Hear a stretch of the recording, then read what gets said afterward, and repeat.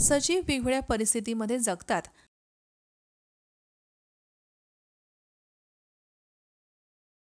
आणि अन्न मिळवण्याचे वेगवेगळे मार्ग अवलंबतात.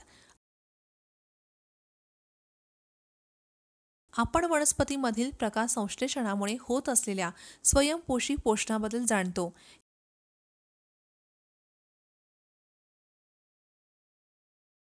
हे सजीव स्वतःचे अन्न तयार करू शकत नाहीत, त्यांना परपोषी म्हणतात.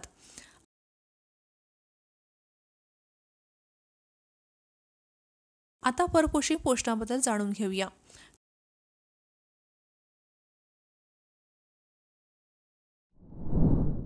तुम्हाला इयत्ता 10वीच्या जीवशास्त्राच्या जीवन प्रक्रिया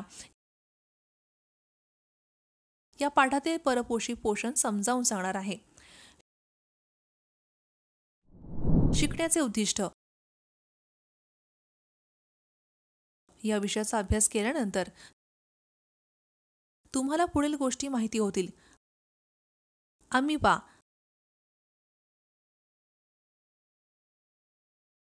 आणि पॅरामेशियम मधील पोषण प्रक्रिया.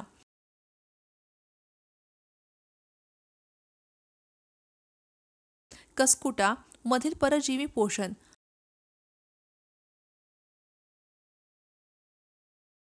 मानवामधील पोषण.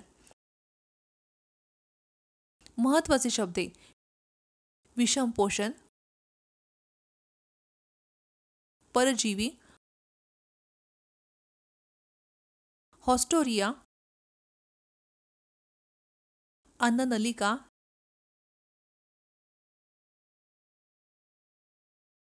लाळ ग्रंथी, अंतःस्नायू हालचाल,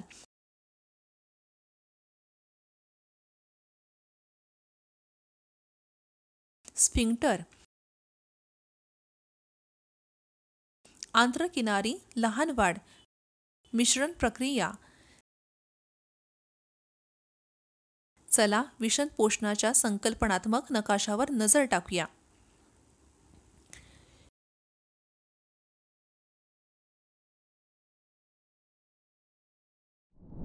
जीव आपले पोषण कसे मिळवतात?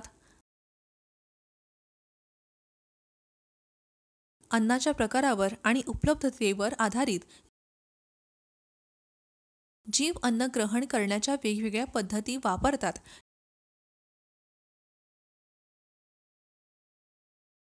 काही जीव अन्नाचे पदार्थ शरीराच्या बाहेर तोडतात आणि त्यानंतर ते शोषून घेतात.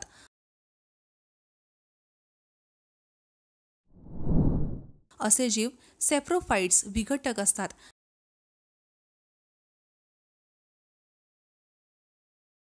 जसे की ब्रेड, मोल्ड, ईस्ट,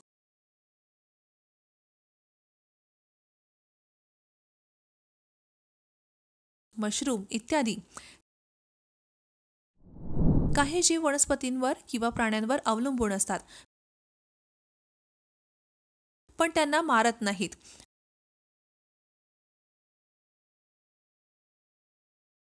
असे जीव परोपजीवी पॅरासाइट्स असतात. जसे की कसुकुटा, ऊव, जळवा आणि टेपवर्म. काही जीव संपूर्ण अन्न ग्रहण करतात आणि शरीराच्या आत त्याचे विघटन करतात. वेगवेगळ्या प्रकारचे अन्नाचे सेवन विविध पद्धतीने केल्यामुळे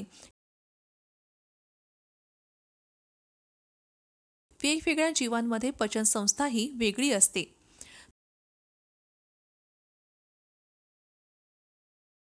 तुम्हाला माहीतच आहे की अमिबा एकपेशीय जीव आहे. त्यामध्ये सर्व जीवनक्रिया एकाच पेशीत होत असल्यामुळे अन्न संपूर्ण शरीराच्या पृष्ठभागाद्वारे घेतले जाते.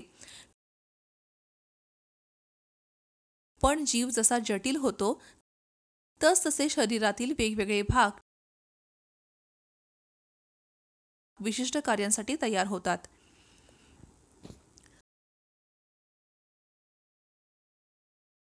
अमिबा अन्न ग्रहण करण्यासाठी पेशीच्या पृष्ठभागावर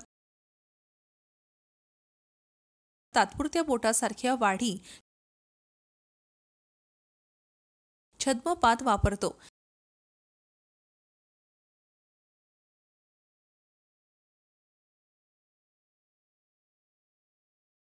हे छद्मपात अन्नकणाभोवती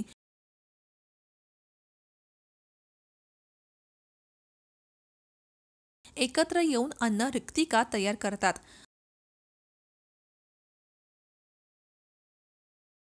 अन्न रिक्तिकेमध्ये जटिल पदार्थ सोप्या पदार्थामध्ये रूपांतरित होतात.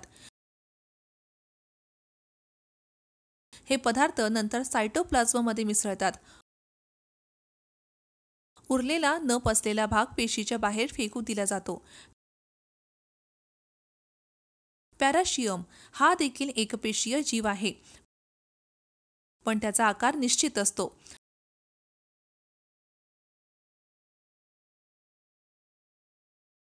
अन्न विशिष्ट ठिकाणी ग्रहण केले जाते. संपूर्ण शरीर पृष्ठभागावर असलेल्या सिलियाच्या हालचालीमुळे अन्न त्या ठिकाणी म्हणजे सायटोस्टोम कडे नेले जाते, जिथे त्याचे ग्रहण होते. कसकुटामधील परजीवी पोषण.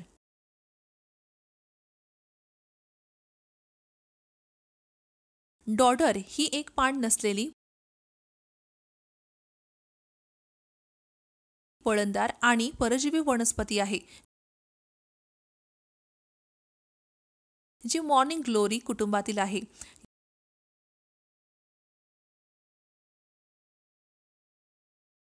यामध्ये हरितद्रव्य नसते, त्यामुळे ती अन्न होस्टोरियाच्या मदतीने शोषून घेते.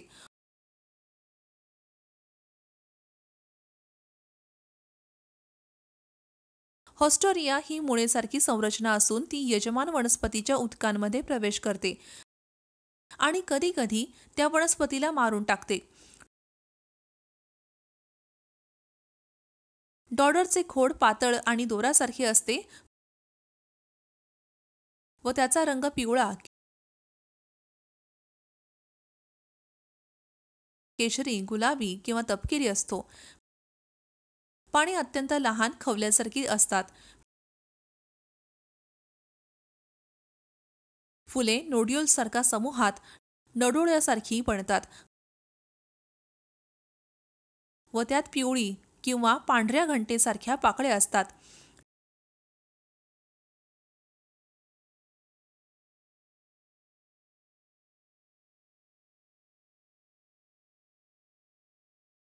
डॉडरचे बी अंकुरते आणि एक लंगर घालणारे मूळ तयार करते.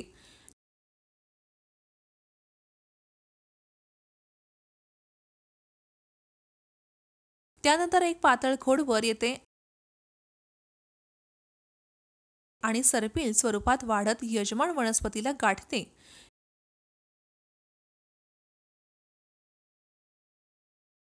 यजमान वनस्पतीच्या खोडाभोवती वळत होस्टोरिया तयार करते,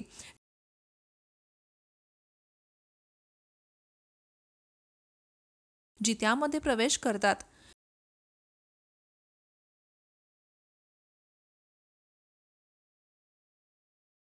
यजमान वनस्पतीचा जायलम मधून पाणी आणि फ्लोएम मधून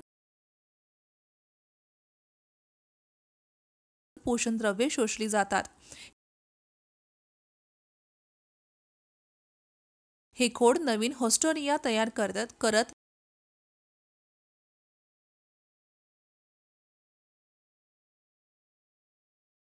यजमान वनस्पतीभोवती घट्ट गुंडाळलेले असते. मानवातील पोषण प्रक्रिया. मानवी पाचन तंत्र खूप जटिल असते.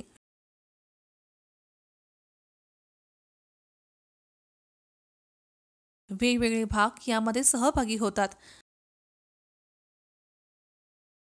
आणि विविध पाचक रस व इन्झाईम्सच्या सहाय्याने वेगवेगळ्या भूमिका बजावतात.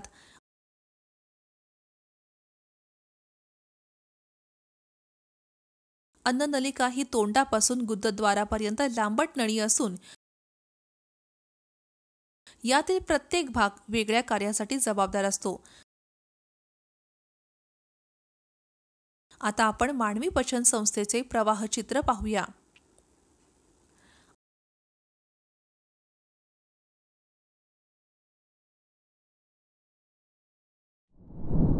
अन्न तोंडात दातांनी चिरले किंवा चावले जाते, तसेच लाळेमध्ये मिसळले जाते, ज्यामुळे ते ओलसर आणि गुळगुळीत बनते.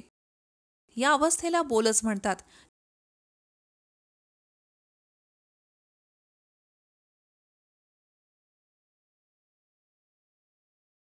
या प्रक्रियेला मस्तिकेशन म्हणतात. लाळ 3 जोड्या लाळ ग्रंथीमधून स्रवते.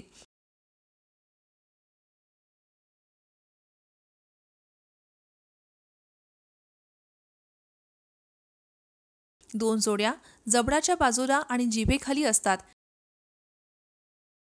एक जोडी तालूमध्ये असते.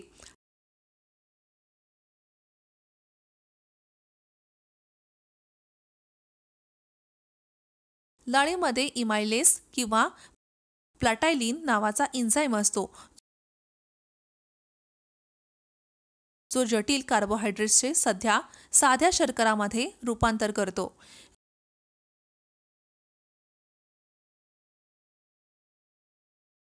जिभेची मदत अन्न मिसळण्यासाठी आणि पुढील भागात ढकलण्यासाठी होते.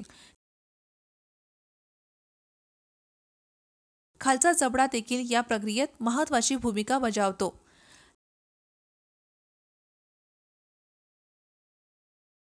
या संपूर्ण प्रक्रियेत खालचा जबडा देखील मदत करतो. लाळेत मिसळलेले मऊ अन्न अन्ननलिकेतून लाटेसारख्या हालचालींद्वारे पोटात जाते, ज्याला पेरिस्टालिक हालचाल म्हणतात.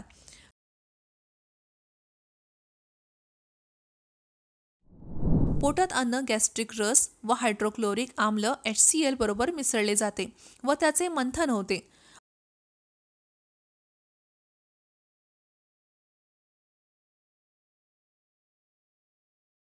आता अन्न अर्धवट द्रवरूप स्थितीत आलेले असते.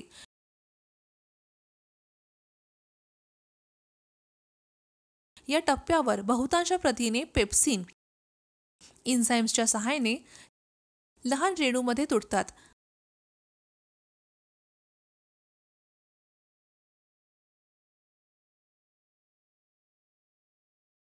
अर्धवट तुटलेले प्रथिने व कार्बोहायड्रेट्स असलेला मऊ चिकट पदार्थ कायम म्हणून ओळखला जातो.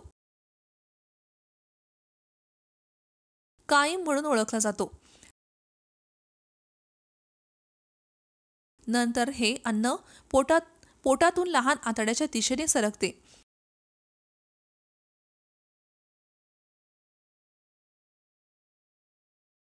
येथे पायलोरिक स्फिंक्टर नावाचे वर्तुळाकार स्नायू शिथिल होऊन अन्न आतड्यात जाऊ देतात.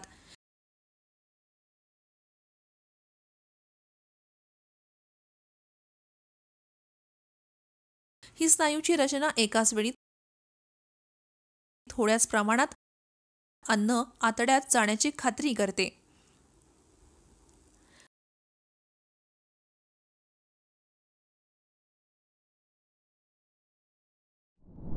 लहान आतडे हे अन्ननलिकेतील सर्वात लांब भाग आहे.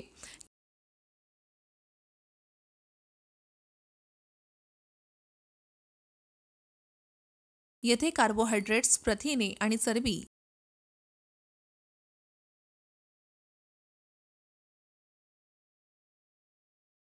यांचे पुढील विघटन होते. यासाठी लहान आतड्यात यकृत आणि स्वादुपिंडाचे स्राव येतात.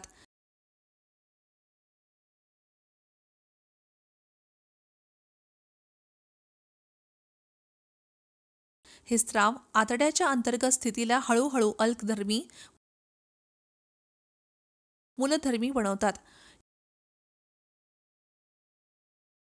यकृतामधून स्रावणाऱ्या पित्तरसाच्या मदतीने चरबी लहान ग्लुब्युलस मध्ये रूपांतरित होते.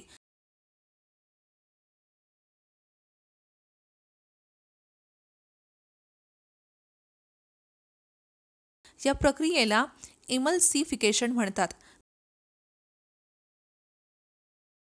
स्वादुपिंडातून स्रवणाऱ्या रसामध्ये ट्रायप्सिन या प्रथिनांचे विघटन करणारा एन्झाईम आणि लायपेस या चरबीचे विघटन करणारा एन्झाईम असतो.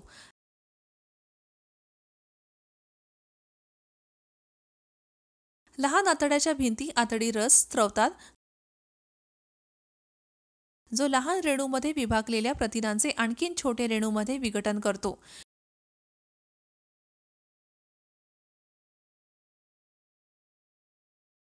चरबीचेही असेच विघटन होते.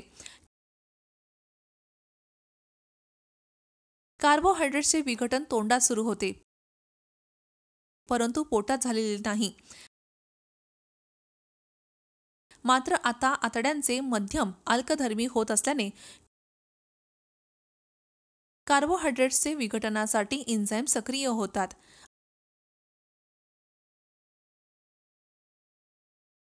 आता आपण विविध एन्झाईम, पाचक रस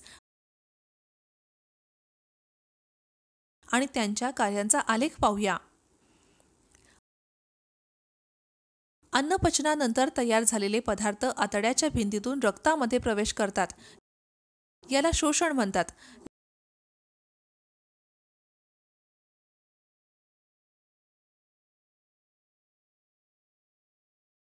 लहान आतड्याच्या आतील भिंतीवर असंख्य बोटासारख्या लहान प्रोजेक्शन असतात.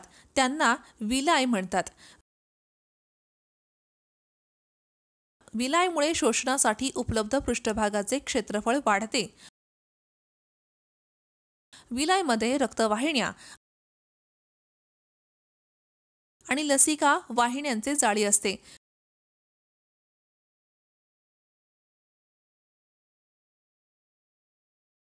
पचन प्रक्रियेतून तयार झालेले पोषण तत्व प्रथम विलायमध्ये शोषले जातात आणि त्यानंतर रक्तवाहिन्या व लसिका वाहिन्यांमध्ये प्रवेश करतात.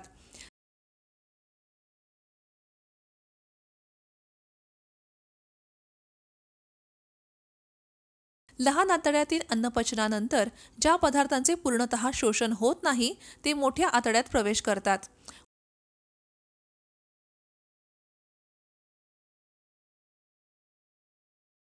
मोठ्या आतड्यातून मुख्यतः उरलेले पाणी शोषले जाते.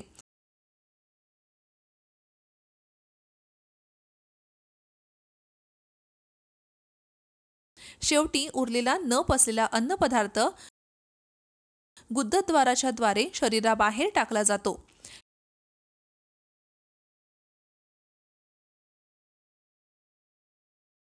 शरीरातून न पचलेले पदार्थ गुदद्वाराद्वारे बाहेर पडणे याला शौच म्हणतात. गुदद्वारातून बाहेर पडणाऱ्या पदार्थामध्ये अजूनही काही प्रमाणात प्रथिने,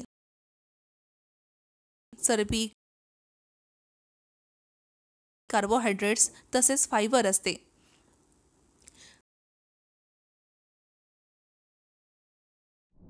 महत्त्वाचे मुद्दे लक्षात ठेवा.